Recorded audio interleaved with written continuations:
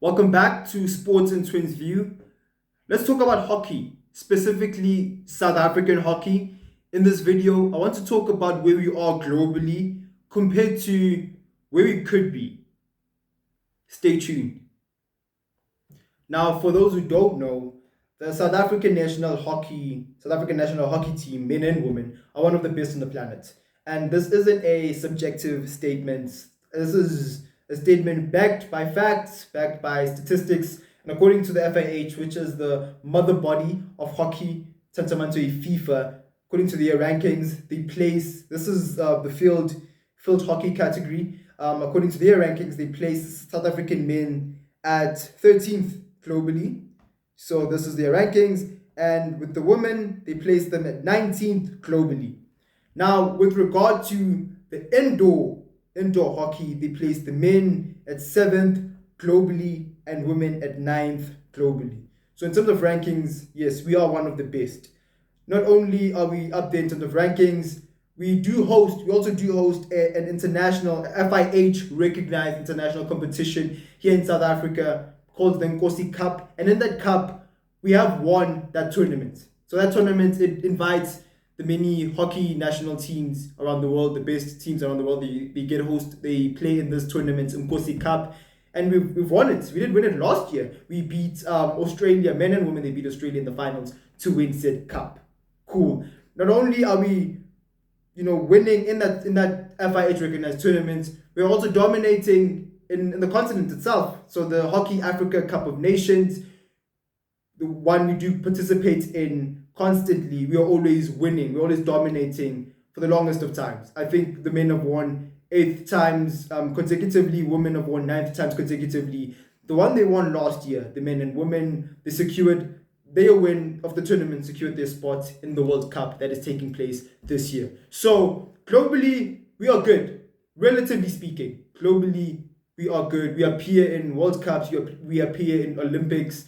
We don't necessarily do well, and we don't necessarily appear all the time. But compared to other, African nations, we are up there. We are the creme de la creme, Hockey Africa, therefore one of the best in the world. Cool. So one could say again, we are the best, one of the best in the world. However, we are not where we should be, where we could be in hockey. And you might be asking me, where do you think we should be, Lusoko? Well, we'll get to that part. But for now, we're going to talk about the 3 issues that are hindering us from getting to a certain type of level, as 3 issues that are hindering us from getting to where we should be, and these 3 issues are the issues I'm going to share with you, so bear with me. Issue number 1: financial difficulties. The South African Hockey Association for the longest of times has had financial struggles. What do I mean by financial struggles? There have been instances where they've failed to pay, entry fees to global competitions, and them failing to pay hinders the guys obviously from participating in them. And obviously, if you can't participate, you can't play, you can't test yourselves against the best. For an example, in the 2023-2024 season of the FIH Pro League, this is an annual international hockey league that takes place all around the world. The South African men's hockey team withdrew from said competition due to a lack of funding and high entry costs. So the federation failed to pay, and that resulted in the men not participating in the competition. Now, let's go to the women's side. In the 2024 Paris Olympic Games, the South African women's team utilized crowdfunding to fund their preparation and participation for said competition. This speaks to a lack of proper governance within the association structure. This speaks to misadministration of funds and the likes in the SAH, in the South African Association structure. Yes, they do. They've shared statements where they've said that yes, guys, we are where we are because the government isn't helping us out in terms of funding. The funding we're getting from government isn't enough. That is to a certain extent a valid excuse. However, the funding you can get and the people at the helm, you should be able to come up with various strategies or plans to garner funds for these competitions. Get some sponsorships going with banks, if not banks, various sports clothing brands. There are blueprints one can make use of to get funding. It's out there in the world, but they're not making use of that.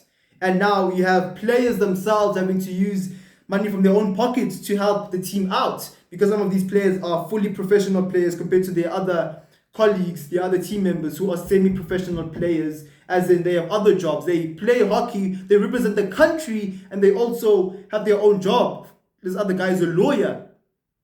I mean, his side job isn't being a lawyer, so he has to be a lawyer and also has to train to represent the country in hockey. You know what I mean? So all of that under financial difficulties is what is hindering us from being where we should be. Now, issue number 2. There isn't a centralized professional hockey league, right? We don't have that. We do have provincial league. We do have provincial tournaments, annual tournaments here and there, but there isn't a week in, week out centralized league format in this country. And we also don't have a system, a payment system, that is going to go hand in hand with said league. Now that results in us having semi-professional hockey national team players. That results in our sports, the hockey in South Africa being a semi-professional sport in a sense. Now compare that to rugby or cricket. Rugby and cricket, once you're in that system, you are introduced to a type of consistent payment system. Not only that, rugby and hockey have their own specialized league formats that are professional, that are standard, and that are one of the best globally. But in hockey, we do not have that, and that hinders again our national team players. That hinders our national team players from performing. That hinders them from performing at their best, against the Netherlands, which is the creme de la creme of global hockey. Netherlands, which have a fully professional league. They have one of the best hockey leagues on the planet, and that hockey league results in the Netherlands national team being one of the best in the planet. So no central hockey league. Now, issue number 3, the development gap. Now, primary school, that is hockey structure, the high school hockey structure, relatively is good, very competitive. We also have the IPTs, which is the interprovincial tournaments. This is where, each province selects the best players, under 13, under 18, under 21 players, men and women from different places in their province, put them all in one team. So you'd have a Gauteng playing against a KZN playing against an Eastern Cape team, so it's called the IPTs, very competitive.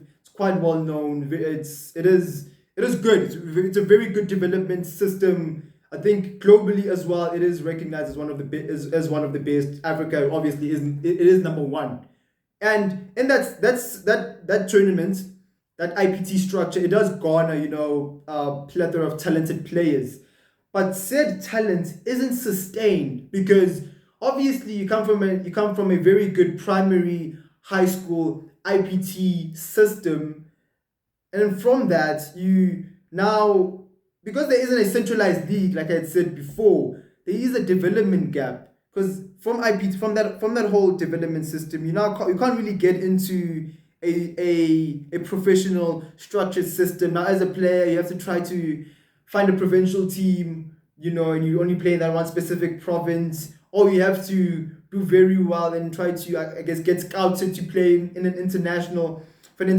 club, for a club in Netherlands or Belgium and the like. So there's a development gap with our players compared to other international players, because the international guy, there is a structure that he goes through. So there's a development system that he goes through, primary, high school, and then maybe they have their own type of IPT system, and then after that they get picked by a certain club because that club plays in a centralized local national league. He gets paid consistently. You know what I mean? Thus, he becomes a very good player. Gets picked by the national squad, and that whole system is very it promotes or it results in a very good national team.